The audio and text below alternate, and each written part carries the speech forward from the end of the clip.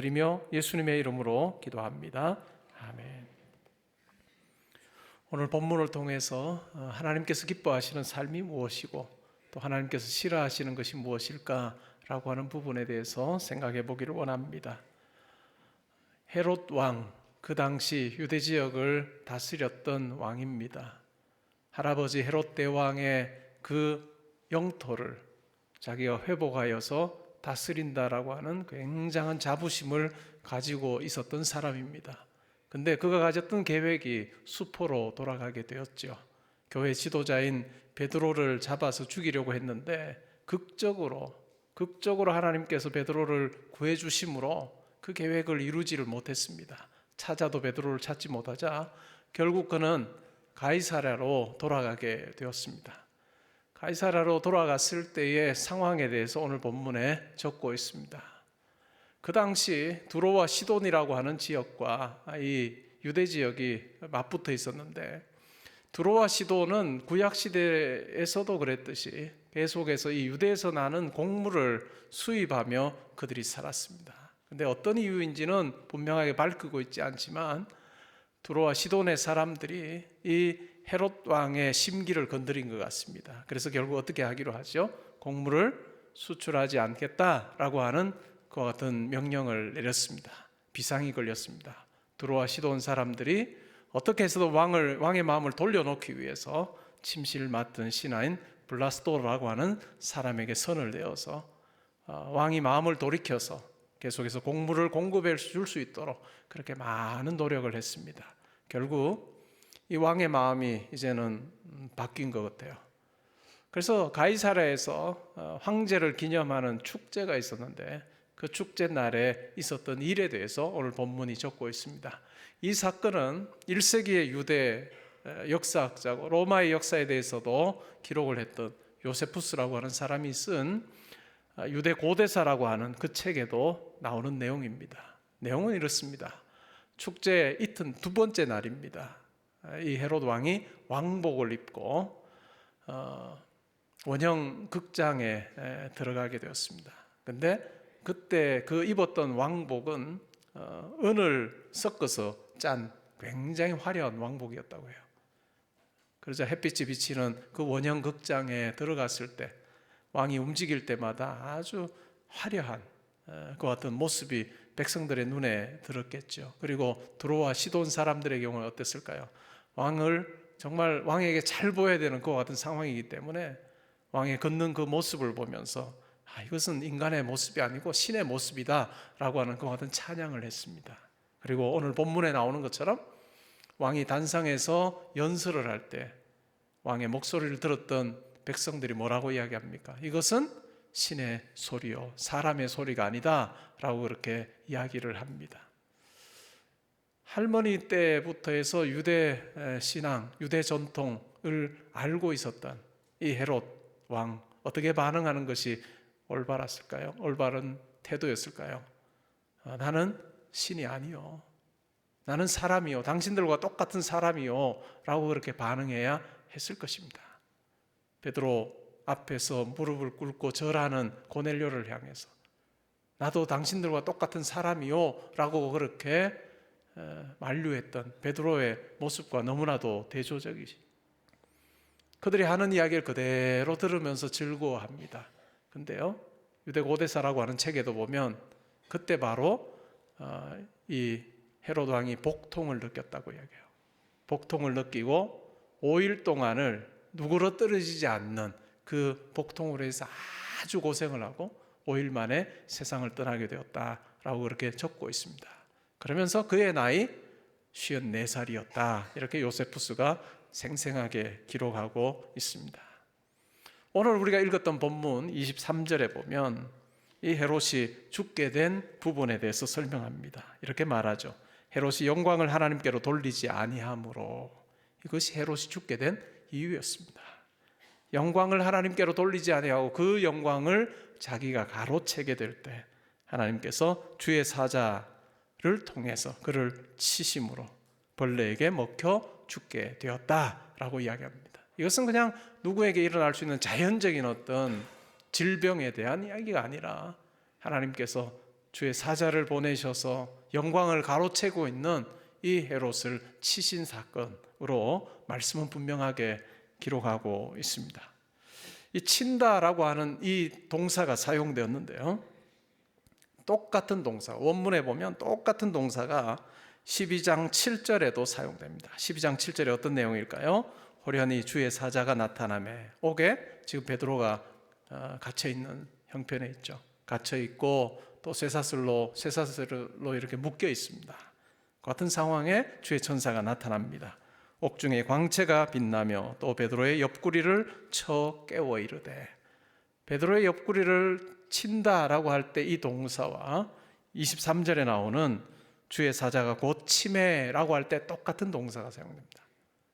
똑같은 주의 사자가 이 일들을 하게 되는데 한 사람에게는 자유함이 주어지죠.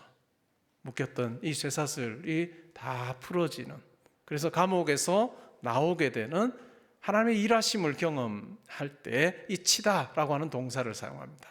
근데 이 똑같은 동사가 헤로드 왕에게 사용될 때는 어떨까요? 주의 사자가 그를 쳐서 벌레에 먹혀 죽게 되는 아주 정반대의 현상이, 결과가 주어지게 되었습니다. 복음의 확산을 막고 또 하나님의 행하시는 일에 걸림돌이 되었던 헤로드 왕, 인간적으로 보면 그가 모든 것을 가졌다라고 그렇게 생각하는 그 같은 모습으로 살았지만, 그 마음으로 살았지만 하나님께서는 그와 같은 교만한 헤로드 왕을 기뻐하지 않으셨습니다. 복음의 확산을 막는 그 길을, 그 사람, 또한 그와 같은 제도, 이와 같은 부분에 대해서 하나님께서는 가만히 계시지 않으심에 대해서 오늘 본문을 통해서 우리가 분명히 알 수가 있습니다. 오늘날도 중국과 인도에서 많은 핍박이 있습니다. 몇 년 전부터 인도에 파송되었던 한국인 선교사님들이, 그리고 외국인 선교사님들이 인도에서 추방되는 일들이 참 많았습니다. 그래서 인도로 다시 돌아가지 못하고 결국 다른 선교지를 찾고 또 사역지를 바꾸는 일들이 있었고요. 작년부터 해서 또 지금까지도 또 중국에서도 그 같은 일들이 일어나고 있습니다. 중국에 선교하러 갔던 많은 선교사님들이 10년, 20년 교회를 세우고, 한인교회 선교사님들의 경우도 그렇고 교회를 세우고 선교를 했던 분들이 지금 추방되고 옥에 갇히는 그 같은 일들이 일어납니다. 오늘날 중국이라고 하면 아주 엄청난 강대국이잖아요. 그리고 지도자가 그와 같은 마음을 먹으면 누가 그 앞에 막아서겠느냐라고 하는 생각을 하게끔 하는 일들이 지금 벌어지고 있습니다. 그러나 오늘 본문을 보면 어떨까요? 하나님께서 그 모든 일 가운데 보고 계신다는 거죠. 하나님께서 자기의 방법대로 복음의 확산을 막고 또한 복음을 받아들이는 자들을 핍박하는 그와 같은 모든 사람들과 세력에 대해서 하나님께서 개입하셔서 하나님의 뜻이 무엇인지를 보여주는 그와 같은 일들을 행하시리라, 저는 분명히 그렇게 확신합니다. 우리가 하나님의 일하심을 기대하며 또 박해받고 있는 중국과 또 인도와 또 여러 세계 곳곳에 있는 우리 선교사님들과 또한 그곳에 있는 성도님들을 위해서 우리가 기도하면서 하나님의 개입하심을 간구하는 그 같은 마음이 우리 가운데 있어야 할 것입니다. 이 친다라고 하는 것도 양면성이 있었던 것처럼요, 성경에는 양면성이 드러나는 경우가 참 많습니다. 출애굽 당시 상황을 보아도 그렇습니다. 이스라엘 백성들, 그리고 중단 잡족이라고 돼 있죠. 여러 민족들이 애굽에서 종으로 살다가 하나님의 은혜로 또 기적적인 방법으로 애굽에서 나오게 되죠. 바로가 어쩔 수 없어서 그들을 가게끔 허락을 했습니다. 근데 시간이 지나고 나서는 어때요? 이게 잘못한 선택이었다, 본전 생각이 나는 거죠. 그래서 결국 어떻게 합니까? 군사들을 보내어서 다시 잡아오게 시킵니다.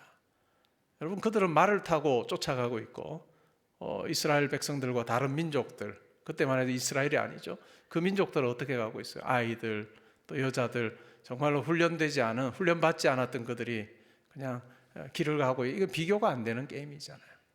당연히 따라잡힐 수밖에 없는 그 같은 상황인데 하나님께서 신기한 방식으로 개입하십니다.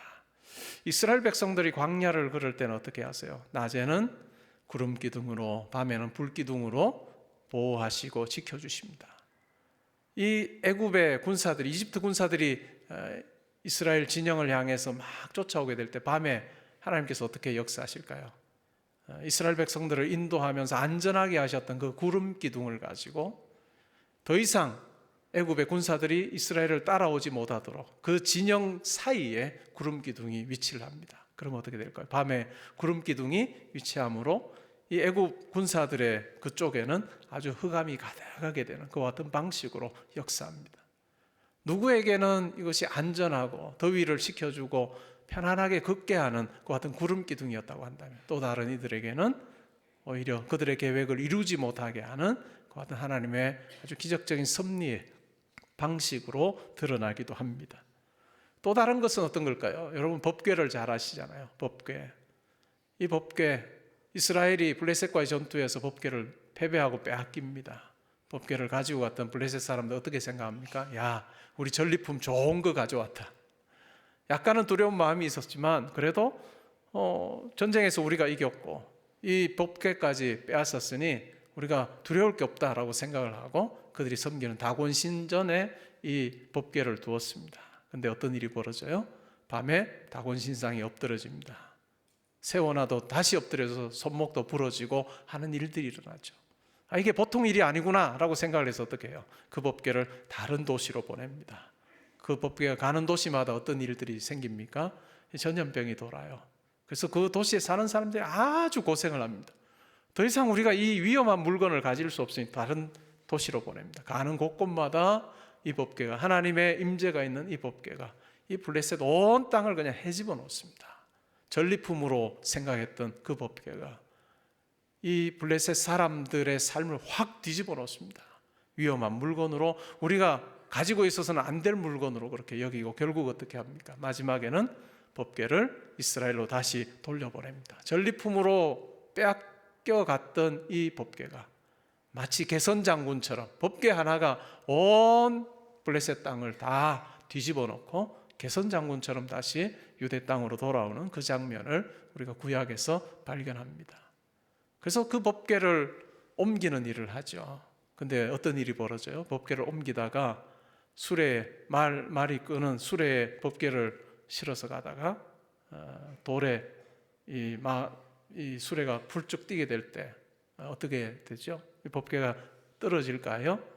옆에 같이 가던 사람들이 법궤에 손을 댑니다. 그게 어떻게 됩니까? 그들이 죽어요. 굉장히 무서운 마음이 들죠. 그래서 왕부터 해서 어떻게 합니까? 이 법궤를 자기가 사는 곳으로, 자기 도시로 가져오기를 꺼립니다. 그리고 오벳에돔이라고 하는 사람 집에 맡겨두었습니다. 여러분이 만약에 오벳에돔이라면 어떨까요? 이거 뭐 어쩔 수 없이 내가 맡아야 되는 상황에서 맡게 됐지만 이게 보통 일은 아니잖아요. 근데 하나님께서 어떻게 역사하십니까? 그 집에 엄청난 복을 부어주십니다. 이 법궤가 가지는 양면성이죠. 법궤가 가지는 양면성. 심판의 도구가 되기도 하고 축복의 도구가 되기도 합니다. 구약 성경에 보면 하나님께서 이스라엘 백성들에게 율법을 주십니다. 언약을 맺으시고 나는 너의 하나님이 되고 너희는 내 백성이 된다라고 언약을 맺으시고 그 언약 관계 안에 머물도록 하기 위해서 율법을 주십니다. 이 율법도 양면성이 있습니다. 이 율법을 주시면서 그리심산에서는 축복을 선포합니다. 그리고 에발산에서는 저주를 선포해요. 이 율법을 잘 지켜 행하게 되면 하나님께서 복 내려주실 것이다. 그러나 율법을 어기고 순종하지 아니할 때는 하나님께서 저주하실 것이고 심판하실 것이다 라고 하는 그 내용을 담아 주셨습니다. 하나님께서 헤롯 왕에게 그 통치권을 허락하셨던 이유가 무엇일까요? 그것은 자기를 높이고 교만하게 자기 영광 추구하는 그 삶을 살라고 주신 것이 아닙니다. 하나님의 뜻을 잘 받들어서 유대 땅을 하나님 기뻐하시는 그 땅으로 잘 통치하는 그것이 바로 하나님께서 그에게 허락해 주신 그 통치권의 의미라고 할 수 있습니다. 그런데 헤롯은 그것을 잘 알지 못하고 하나님께서 원하시지 않는 방식으로 사용하다가 결국 그는 심판을 당하게 되었습니다. 다니엘서 4장에 보면 바벨론 왕 느부갓네살이라고 하는 사람이 나옵니다. 그 당시에 바벨론은 정말 강대국이었죠. 필적할 만한 나라가 없었던 그와 같은 나라입니다. 이 느부갓네살 왕이 자기가 세운 도시들을 봅니다. 그리고 자기가 다스리는 그 땅을 보면서 아주 한껏 교만해서 이렇게 말합니다. 다니엘 4장 30절에 보면요, 이 큰 바벨론은 내가 능력과 권세로 건설하여 나의 도성으로 삼고 이것으로 내 위엄의 영광을 나타낸 것이 아니냐. 아주 웅장한 건물과 군사들, 그리고 큰 성읍을 보면서 야, 이거 내 손으로 만든 것이고 이것 통해 내 영광, 내 위엄이 드러나는구나 라고 그렇게 말하고 있습니다. 그때 성경 말씀은요, 31절에 바로 이어지는 구절에 이렇게 말해요. 이 말이 아직도 왕의 입에 있을 때 하늘에서 소리가 납니다. 이 말이 아직도 왕의 입에 있을 때 하늘에서 소리가 나요. 느부갓네살아, 내게 말하노니 나라의 왕위가 내게서 떠났느니라. 내가 사람에게서 쫓겨나서 들짐승과 함께 살면서 소처럼 풀을 먹을 것이요 이와 같이 7대를 지내서 지극히 높으신 이가 사람의 나라를 다스리시며 자기의 뜻대로 그것을 누구에게든지 주시는 줄을 알기까지 이르리라. 결국 느부갓네살이 왕의 자리에서 쫓겨납니다. 그리고 정말 이렇게 예언되었던 것처럼 그렇게 미친 자처럼 그렇게 지내다가 나중에 다시 왕위에 회복하게 되죠. 왕으로 다시 등극하게 됩니다. 이 31절 말씀 우리로 하여금 많은 것을 생각하게 합니다. 이 말을 왕이 하고 있을 때 하늘에서 소리가 납니다. 우리가 구약 성경을 보다 보면 어떤 사건들은요, 굉장히 하나님께서 이 마음이 이렇게 하나님 마음이 크시구나 하는 것을 우리가 발견할 때가 많아요. 어떤 때냐면 모세에게 성막을 지으라 라고 말씀하셔서 성막을 다 지었어요. 출애굽기 마지막 장에 보면 성막을 다 짓자마자 하나님께서 기다리셨다라고 하는, 기다리신 것처럼, 그 완성될 때만을 기다리신 것처럼 성막에 영으로 임재하십니다. 영광이 충만하게 임재하시죠. 사울 왕이 잘못 행해요. 그래서 결국은 사무엘 선지자를 통해서 새로운 왕을 세웁니다. 누구에게 기름 부어요? 다윗에게 기름 붓죠. 다윗에게 기름을 부을 때 여호와의 주님의 영이 임하는데 영어 성경에 보면 뛰어들듯이 다윗 가운데 임합니다. 그만큼 하나님은 우리의 이 땅에서의 삶을 살피고 계세요. 그리고 하나님 앞에서 교만한 이 느부갓네살 왕, 자기 입에서 더 많은 교만의 소리가 나오기도 전에 이 이야기하고 나서 하나님께서 바로 이야기하시는 거예요.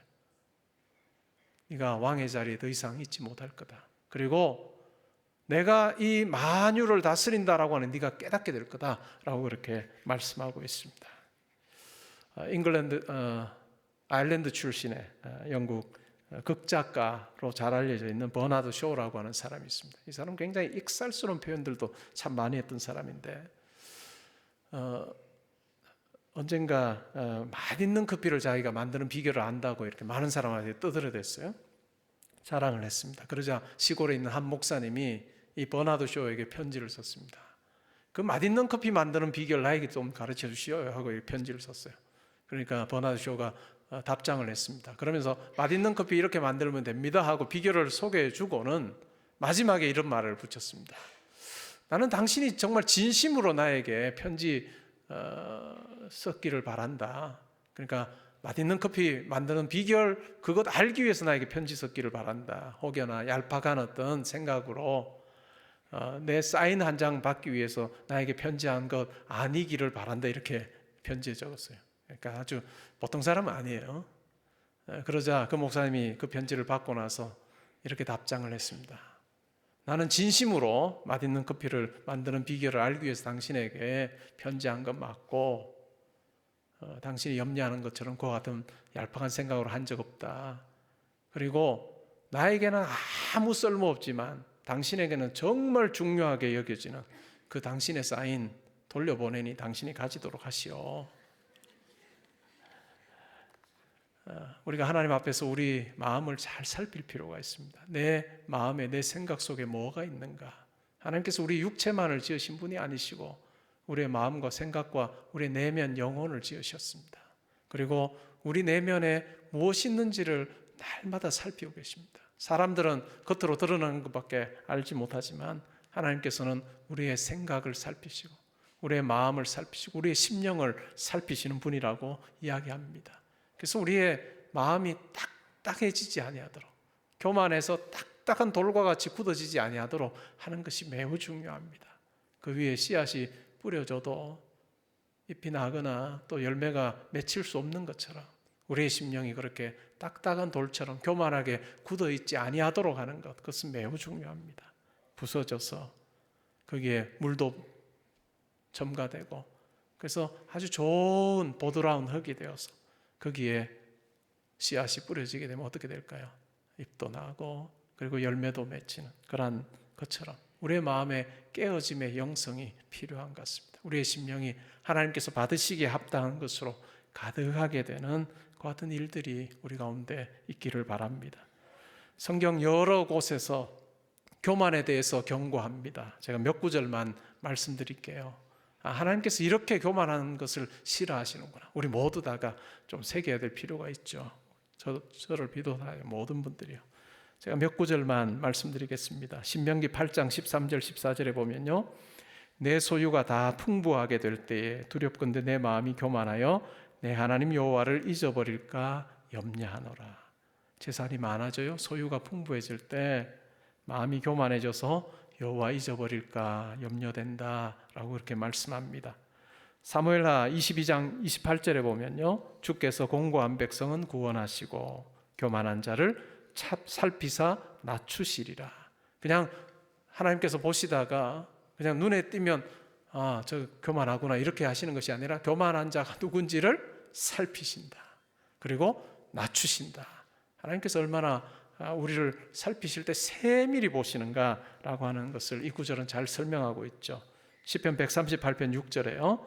하나님 여호와께서는 높이 계셔도 낮은 자를 굽어 살피시며 멀리서도 교만한 자를 아심이니이다. 그 다음에 아주 재밌는 표현인데 잠언 18장 12절에 보면 이렇게 이야기해요. 사람의 마음의 교만은 멸망의 선봉이요 겸손은 존귀의 앞잡이니라. 교만한 마음이 있으면 멸망으로 치닫는다. 그런데 겸손하면 어떻대요? 존귀하게 된다. 이것이 하나님께서 다루시는 방식입니다. 잠언 29장 23절에 보면 사람이 교만하면 낮아지게 되겠고 마음이 겸손하면 영예를 얻으리라. 한 구절만 더 볼게요. 베드로전서 5장 5절 6절은 1차적으로는 젊은이들을 향한 권면입니다. 그래서 연세 많은 선배 어르신들을 잘 대해야 된다 하는 의미가 있고요. 또 이것은 우리 모든 사람에게 다 적용될 수 있는 말입니다. 다 서로 겸손으로 허리를 동이라. 하나님이 교만한 자를 대적하시되 겸손한 자들에게는 은혜를 주시느니라. 그러므로 하나님의 능하신 손 아래에서 겸손하라. 때가 되면 너희를 높이시리라. 일관되는 내용이 뭐죠?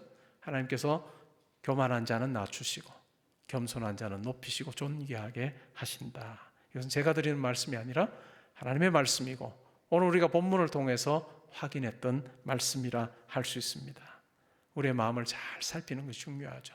우리의 마음을 보시고 중심을 보시는 하나님 앞에서 내가 구원받은 백성으로 살아가고 있고 또 하나님께서 베푸신 그 은혜로 내가 삽니다 라고 하는 겸손한 마음이 있고 이 겸손함에서 나오는 말이 있고 우리의 행동이 있을 때 하나님께서 우리를 귀하게 보시고 존귀하게 대하시리라 믿습니다.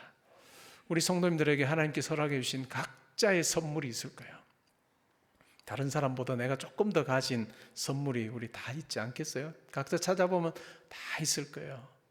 그 선물을 어떻게 대하느냐, 어떻게 다루느냐라고 하는 것이 매우 중요합니다. 이 선물은요, 어떤 분들에게는 물질일 수 있어요. 어떤 분들에게는 집안 배경일 수 있겠죠. 어떤 분들에게는